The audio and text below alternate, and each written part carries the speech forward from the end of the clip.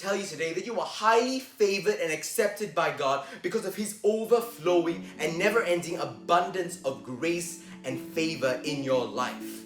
You know, although your life and situation may look like a mess, if you bring that mess to God, He can make it into something beautiful. My name is Jaden Gomez, host of Bible Basics and Beyond, and I want to read to you Titus 3 verse 5, which says, He saved us not because of the works done by us in righteousness, but according to His own mercy, by the washing of regeneration and renewal of the Spirit. You know, a lot of people have this misunderstanding where they think they have to clean themselves before they come to God. They say, let me get my life right first and then I'll come to church. My question to you today is, do you clean yourself before you have a bath?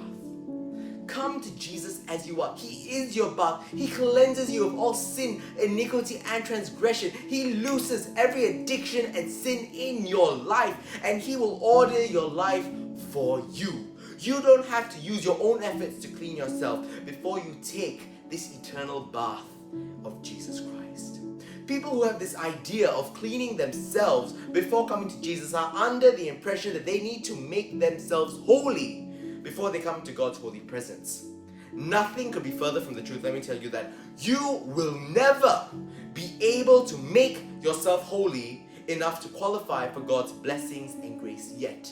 Thank God that there's a yet. Yet because of the blood of Jesus, we are made righteous, holy, and clean. And it is by Jesus' righteous standing that qualifies us. Nothing more and nothing less. Stop trying to clean yourself before you go to Jesus. Come to the Lord with all your messes, addictions, weaknesses, and failures. God loves you just as you are. He loves you so much. Let me tell you this. He loves you so much that He won't leave you the same as you were when you first came to Him. He becomes your bath, and He will cleanse you of every wrong thinking, sin, and iniquity in your life.